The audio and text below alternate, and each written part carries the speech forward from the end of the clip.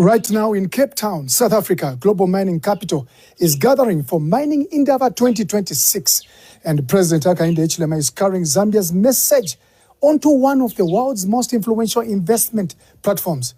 The Indaba, running from the 9th to 12th February 2026 at the Cape Town International Convention Center, brings together heads of states, mining executives, financiers, and policymakers who collectively shape billions of dollars in mining investment. And this year, we will achieve the psychological mark of 1 million tons of copper. This year. Never done before.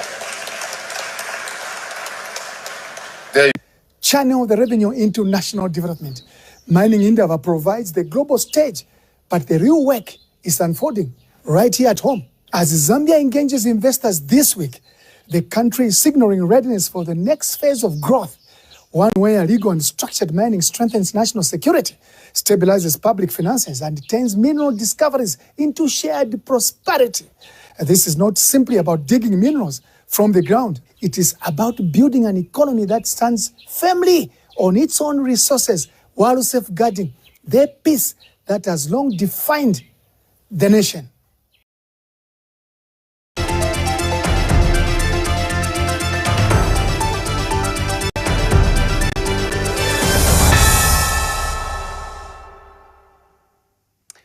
Hello and welcome to PTV2 News Flash, coming to you live on Top Channel 110 and streaming live on our Facebook page, PTV2 Zambia. You can as well subscribe to our YouTube channel, that is PTV2 Zambia.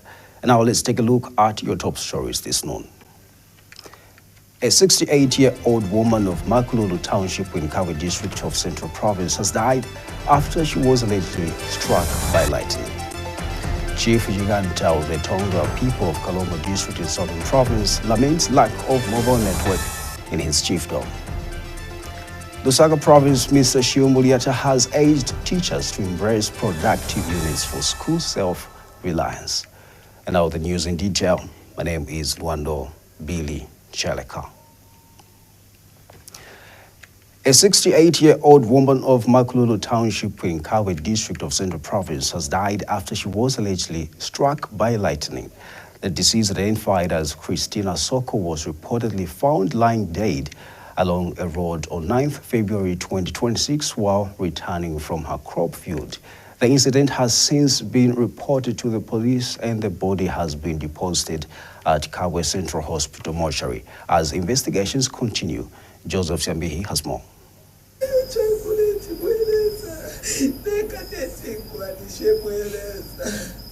Her journey from the crop field in Makupu to MAKULULU in Zambezi, her home, was cut short. This was after she was found dead on the road after a heavy downpour experienced in KABWE on the 9th of February 2026. This is a 68-year-old woman who relatives have identified as Christina Soko. Tinacherera kuseni kuenda mmaminda mweneti chako tuma last kusakulira. Ndipo enda mujata chako manje tafika nthawe yakuti tipumule kuma lunch hour. Kunaoneka mikumbi kumwamba, ndiye mvula yamba kulokwa. Mvula ijeli kulokwa, mwasoka, nikumvera kaleza kalira. Tankhala nditu kuyembekeza mpaka mvula ija yasira. Pamene yasira, napokelea ripoti kukhala ngati headman wa muzi. Kuli muzimayi winangu, wamene alimina kuno kumakupu, anali kuyenda ku town kuMAKULULU. Sono afa panjira. So ndiye kuchoka paja na tamanga ine, kuyenda kuja kufika kukura around 15 hours. Kuona zona kupeza muntu afa. Manje anali rapta, anali na ka plastic, ka blue kumutu. Kupeza sapato yagwa, ukunkhwango ya mena nali nayo yagwa. Ndiye kuyangana kuonesesa tamba kutuma mafoni manje kutumira ku polisi. Nthawe mphamvu ya Mulungu taita identify basi nkupeza yakuti ni vachibululu ni wa sister vanga va Christina Soko wamene makhala pakamuza ka Muzambezi mumumbwa. Tufanira kuti hali nditu ochenjera ngati mvula iloka tenti pezeko somewhere tachitako pezako shelter. The incident has been reported to Kasanda Police Station and the body of the deceased deposited into KABWE Central Hospital mortuary. Joseph Siambehi reporting, Prime TV News in KABWE. And now our reporter KALOMO Tamwanangombe reports that Chief CHIKANTA of the Tonga people in KALOMO District, Southern Province, has expressed concern over the lack of mobile network coverage in CHIKANTA village in his chiefdom. He says the situation is hindering development in the area. The traditional leader notes that the absence of mobile connectivity has negatively affected several sectors, particularly business transactions and communication. Meanwhile, Dondo Mwezi Member of Parliament Edgar Singombe says efforts are underway to address the challenge, revealing that the Zambia Information and Communications Technology Authority, ZICTA, has already been engaged on the matter. Here in Mabombo where we are, because this is a big center, where you are sitting here, guest of honor, there is no network. If you want to call KALOMO now there, you can't call KALOMO. There is no network here, so we need urgently to approach the mobile companies council chair. It's very, very important that we approach mobile phone companies to provide networks in important centers like this. Now we are at a health post or a clinic. If we have an emergency here, we want to call KALOMO Director of Works, we can't reach them. So it's very, very ideal that the road and the network and the school are developed at the same pace. Issue and network is one thing that should be dealt with. Abobo Degaligwambaula, our ZICTA, last week on Tuesday, ZICTA told me that they were funded on Monday. And one of the areas Atambula in network of Nomudundu Mwezi Bamami Ngumabombo. Ogunoba CHIKANTA, we proposed for Mabombo to be connected to other network providers. Oguyagwa CHIKANTA kaibamba utibampundu teba minwanto omwe.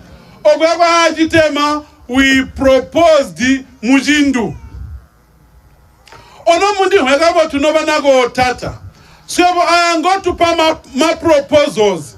Babola ababantu bali kama network baloguli hiburo hoba pimina hoba amba kuti network itabe da Mabombo ndiza aigabede kwa hapuya ndiza aigabede gubungashia hiburo mboba zijisi so watubere havyo imeso ama areas wana kwambota akubeje so bamuga mwini bayobola and they will respond bamami ku issue a network.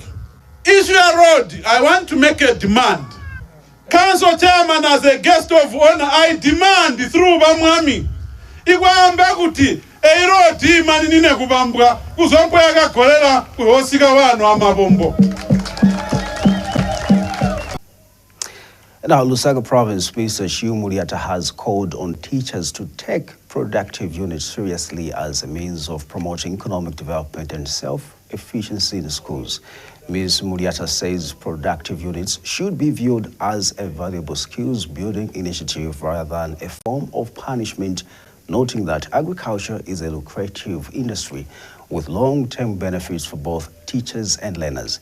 Meanwhile, addressing pupils at Chinyonyo Combined School, Ms. MULYATA urged girls to resist pressure to enter into early marriages and to report any attempts by parents or other individuals coercing them into such practices. More on this report. I have come here for a tour of the production unit. Production unit, in brackets, I am talking about the maize or any kind of plantation that is done. Is a challenge now I'm posing to you. Take interest in farming.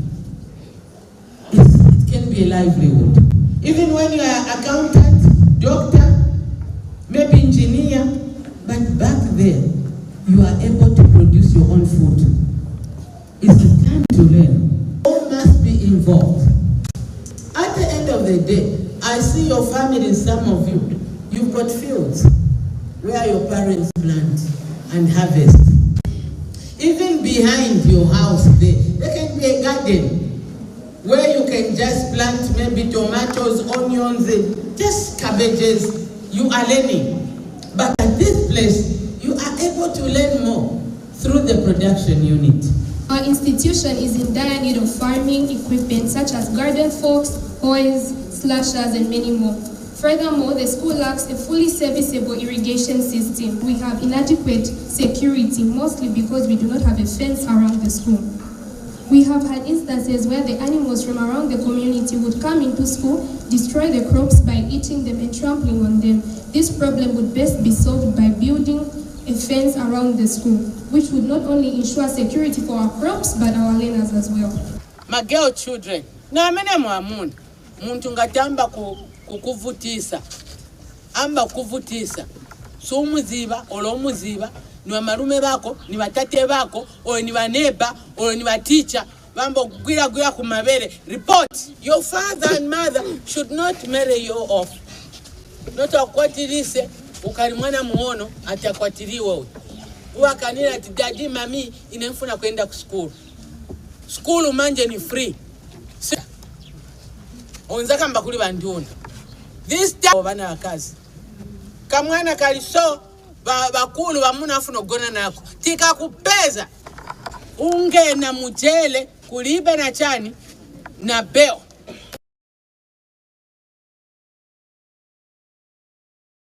Others in Chikanta village of Dundumweze constituency in Kalomo district, Southern province, have expressed relief following the construction and commissioning of a maternity annex in the area.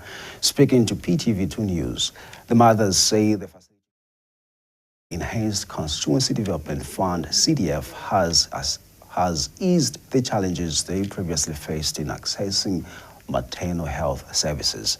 We know Dundumweze Member of Parliament Edgar Singombe has urged local residents to fully utilize the facility in order to improve the maternal and child health outcomes in the area. Kolombo Ngombe has more. Located approximately 126 kilometers from Kalomo town is a maternity annex in Chikanta ward of Dundumweze constituency in Southern province. This infrastructure is a relief to many expectant mothers who were facing challenges with regards to deliveries and is expected to cater for over 10,000 people. Local people here are happy with this development by the government.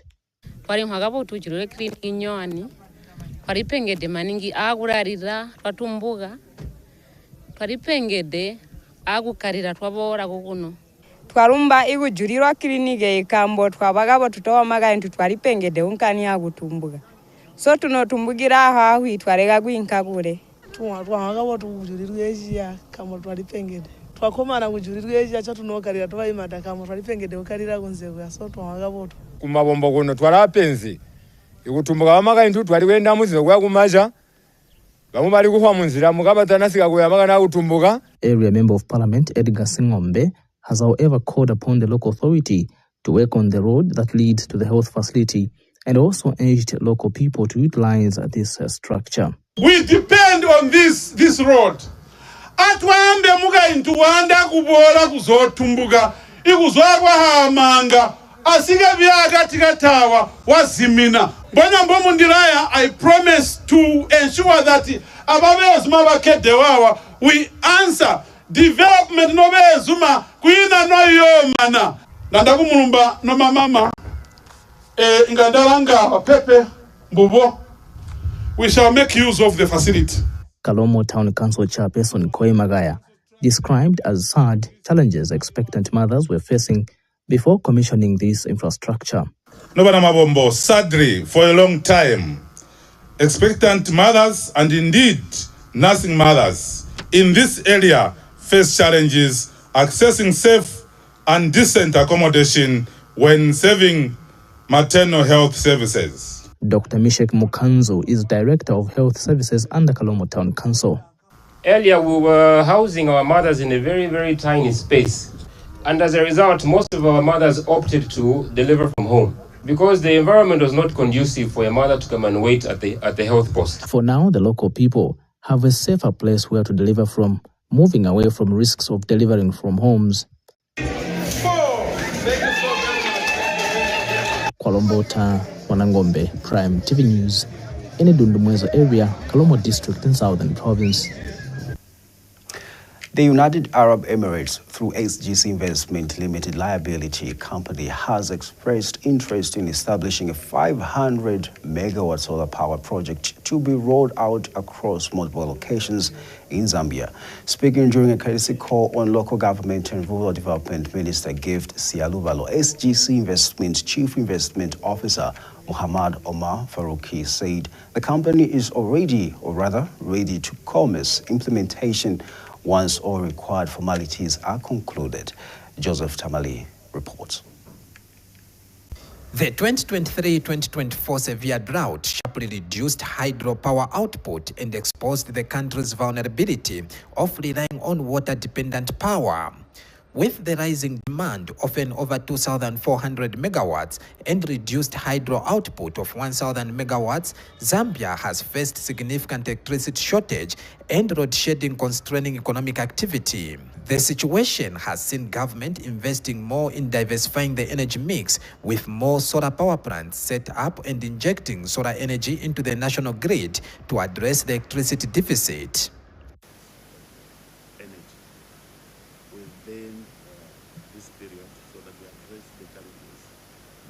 At the moment that the target that we have, so through the investment that the investors that are promising to come and invest, we are somewhere around 500 to 600 megawatts, which is about 5 to 6 gigabytes. So we still have a shortfall of our target, which is about 10,000 megawatts in our arrangement. So 500 can go a long way if we activate as soon as possible.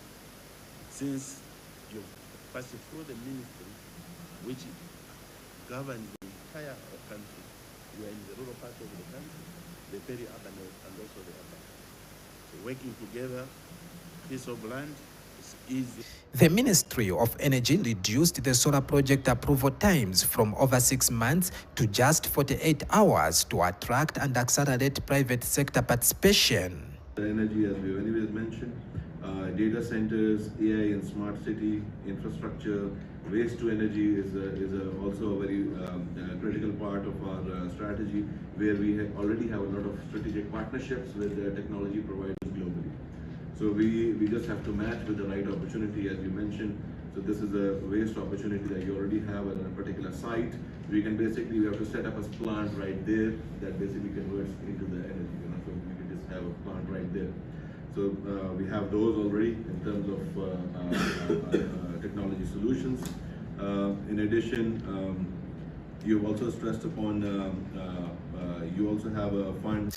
Joseph Tamaribanda reporting for Prime TV News in Lusaka. Thank you so much, Joseph, for that report. And now that item ends the news on PTV2. But now let's recap on your top stories. A 68-year-old woman of MAKULULU Township in KABWE district of Central Province has died after she was allegedly struck by lightning. Chief CHIKANTA of the Tonga people of KALOMO district in Southern Province laments lack of other stories. Like and follow our social media handles, that is PTV2 Zambia on Facebook and PTV2 Zambia on YouTube. Thanks so much for watching. Bye for now.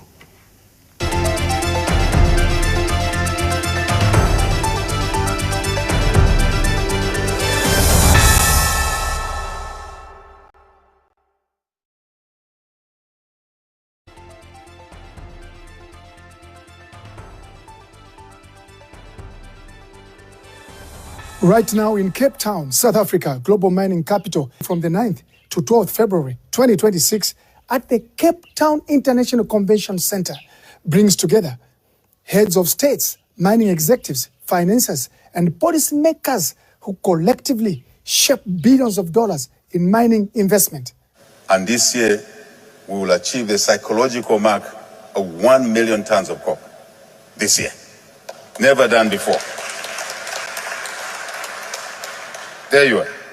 Zambia arrives at this forum not as a passive participant, but as a country actively reorganizing its mining sector to make it safer, formal, and revenue generating.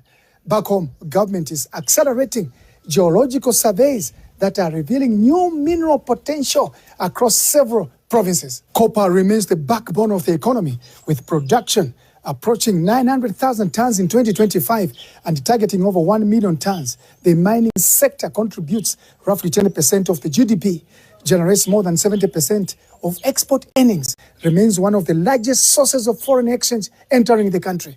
But the national strategy is now expanding beyond copper. Recent high-resolution airborne surveys have confirmed gold deposits in Mpika, Nakonde, and parts of Muchinga province, alongside fertilizer minerals in Isoka that could support agricultural production. Cities are digging up gold everywhere.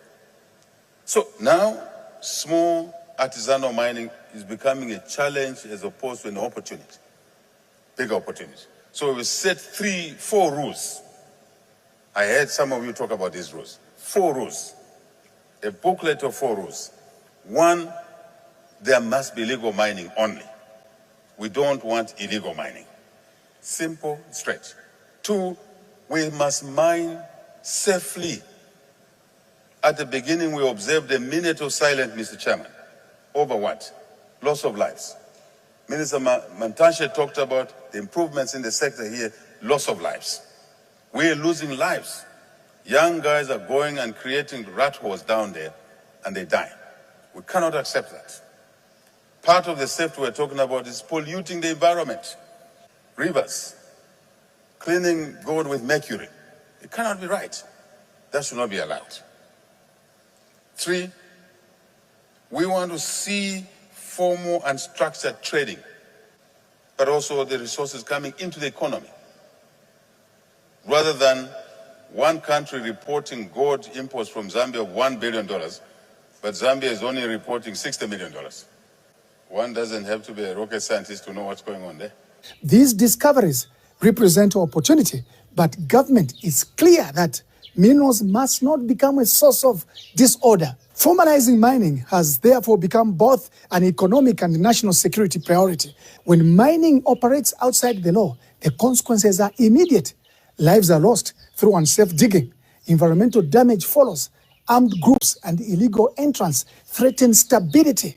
A revenue that should support hospitals, schools, and roads disappear before it reaches the treasury. Security assessments have already pointed to attempted site invasion in some mineral-rich areas. In response, joint security operations have been deployed, illegal miners removed from restricted zones, and arrests recorded where law has been breached. The principle guiding this approach is that Zambia's long-standing peace cannot be traded for uncontrolled extraction. Government is instead building a structured pathway that allows miners of every scale to operate legally and safely. In Mpika, more than 500 artisanal miners drawn over from 300 cooperatives have already undergone formal training focused on safer extraction methods, mercury-free processing, and regulated gold trading channels. The long-term plan is the establishment of a large-scale gold mine that will absorb small-scale operators into an organized ecosystem where safety standards are enforced and earnings are traceable.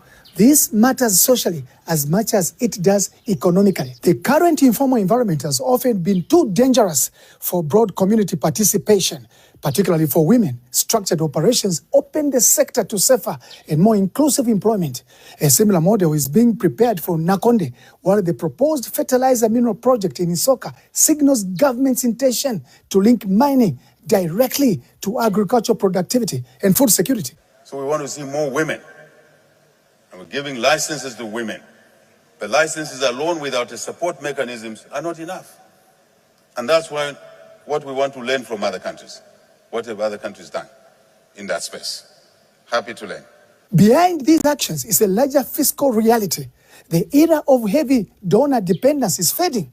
Zambia's national budget is increasingly supported by domestic resource mobilization, and mining sits at the center of that transition. When minerals leave the ground without accountability, the country risks weakening public finances and constraining development. Conversely, when mining is properly regulated, the benefits are visible. Over the past few years, the sector has generated billions of dollars in export revenue and remains a key driver of projected economic growth. Estimated above 6% in the near term, largely on the strength of mining expansion. President Hakainde Hichilema's presence at Mining Indaba is therefore not ceremonial. It is strategic. Zambia is presenting itself as a predictable investment destination anchored on regulatory clarity, a digital licensing system, improved geological data, and reduced bureaucratic friction. Now, the message to investors is direct. Partner with Zambia in responsible mining that creates jobs, protects communities, and delivers measurable returns. There is also active learning underway. Government has recently engaged Ghana, Africa's largest gold producer, studying both its successes in formalizing artisanal mining and the lessons from periods where illegal mining strained environmental and security systems. The objective is simple: capture the revenue without importing the risks. Regionally, Zambia is positioning its mineral expansion within a broader economic transformation that includes energy development, transport corridors, and value addition industries. Major capital commitments already signal investor confidence. Expansions such as the $1.2 billion United States dollars Kansanshi S3 project and other large-scale ventures demonstrate that long-term money is responding to policy stability. The direction from State House is equally clear. Mining must protect citizens before it produces profit. President Hakainde Hichilema has consistently stated that mineral wealth should never create conflict or loss of life. Instead, it must what is emerging is a deliberate system. Discover the minerals, secure the sites, formalize the miners, attract capital, account for everyone produced, channel the revenue into national development. Mining Indaba provides the global stage, but the real work is unfolding right here at home. As Zambia engages investors this week, the country is signaling readiness for the next phase of growth, one where legal and structured mining strengthens national security, stabilizes public finances, and turns mineral discoveries into shared prosperity. This is not simply about digging minerals from the ground. It is about building an economy that stands firmly on its own resources while safeguarding the peace that has long defined the nation.